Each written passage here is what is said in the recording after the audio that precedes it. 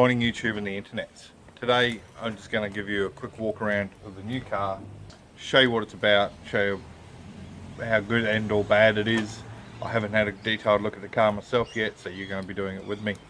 For starters, we can see the paint. We can see the paint's quite faded. That should buff out, I think. It should be okay. Quarter panel, same, quite faded on top.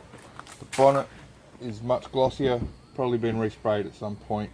We get on the side, all the plastics are faded, can be fixed. This indicator's new, so that's okay. There's no tint, or if there is tint, it's quite light. The wheels are cleanish and straight, not scuffed too much, but obviously they've been painted and then rebalanced. So you can see where the wheel weight's here. This is probably the worst of the paint, just here. Just here. So it definitely needs some sort of touch up.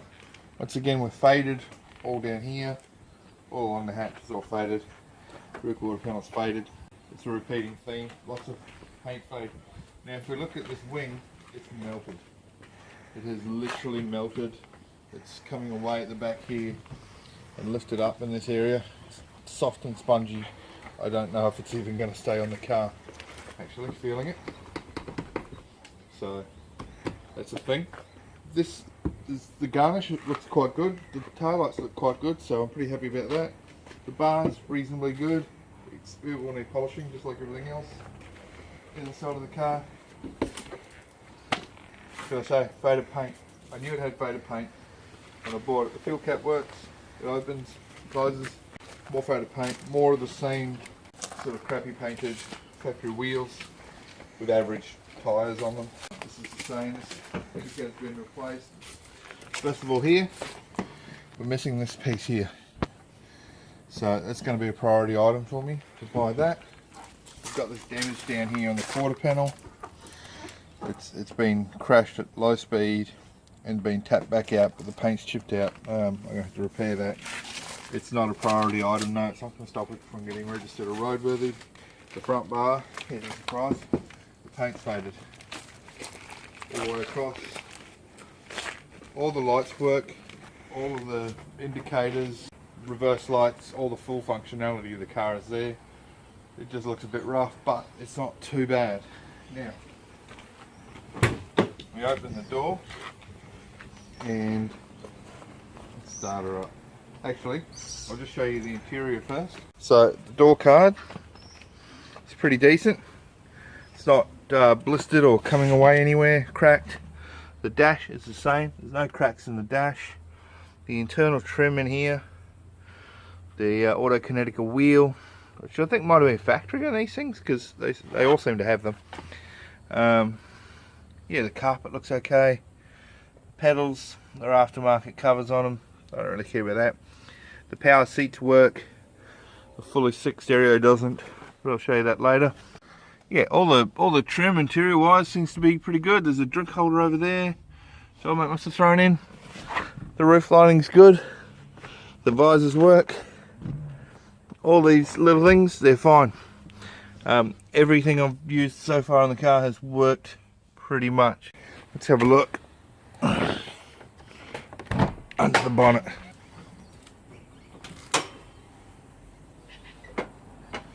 So the retaining thing for this isn't there, wherever that goes. There you go, look at that. It's supposed to be a rubber grommet back there holding that. That's okay, as long as we can wedge it in there, it'll work. Okay, so we can see these engine bays are fairly well packed in with stuff. There's not too much oil or too much mess around the bay. There's a little bit of oil down there. Well, there's oil coming from the front of this cover here, so I'll have to have a look in there. That's nothing too bad. Having driven the car, the car doesn't feel like it's struggling. Got some aftermarket fuel system happening here with the fuel filter, and it is next to the fuse for the stereo. Jesus Christ. Well, I'll move that before driving the car. Oh, you're going all out of focus. Apart from that, the engine bay looks relatively tidy. Now there's something has gone on up here, this white paint. I don't know what that's about. I I'm going to assume that the clutch reservoir let go and spilt clutch fluid all over, brake fluid all over the firewall and stripped the paint off. That would be my best guess there. Apart from that, the engine looks okay. I have been under it. There is a reasonable amount of oil under the car. I've got to investigate what's causing that oil leak. That will be something that stops it getting registered or roadworthy for rego, but it's not critical just yet. Oh, and this is a JDM model. This is the mod plate. I'll block that out so you can't read it. And the VIN and everything all demonstrates that it was a Japanese built model for sale in Japan. Let's see if she starts. Fuel pump.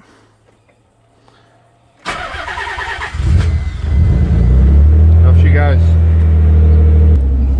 I can't make the stereo work at all. I can get it to, using the super remote, open.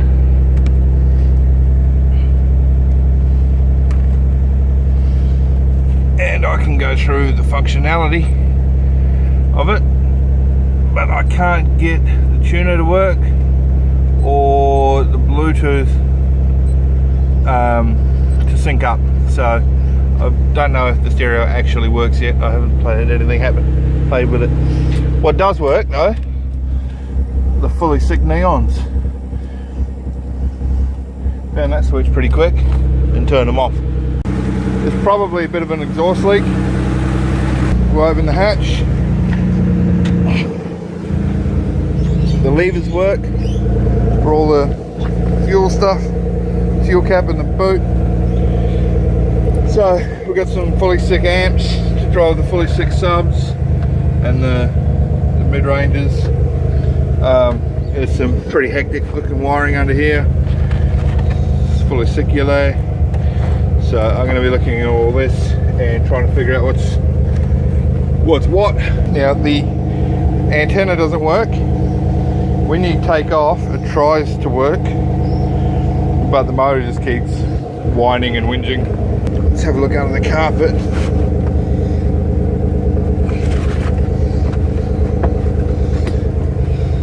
So the rear hatch obviously leaks a little bit, or was left open. Ever need to get the spare tyre out, might be trouble. More wiring. Space saver. Oh look,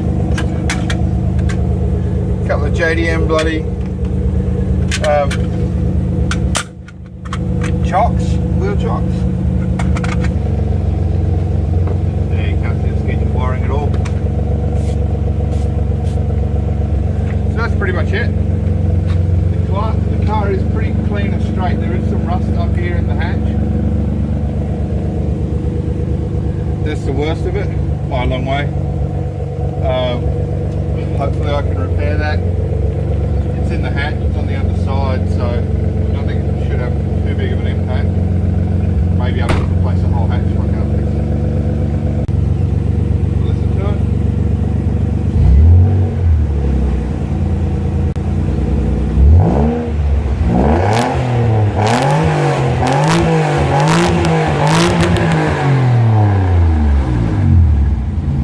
Doesn't even blow smoke. So there's definitely a leak in that. That's what that rust bit is. But I should be able to get that fixed and sorted out, no worries. There is a driveline knock. I think the universe is buggered at the front of the drive shaft. I've got to get under it, have a good look, and see if that's correct. If that's correct, it's a couple $100. Slam the new shaft in, all good. Fix the exhaust while I'm there. Then I can get it roadworthy, get the registration transferred into my name, and then leave it alone and get back onto the 32 and get that engine sorted out. I'm ready to buy some parts, get the engine components, the block and the head off the machining, and then get that car running as a priority. I'll do bits and bobs on this, just little things as I need to, but I just want to get it registered and then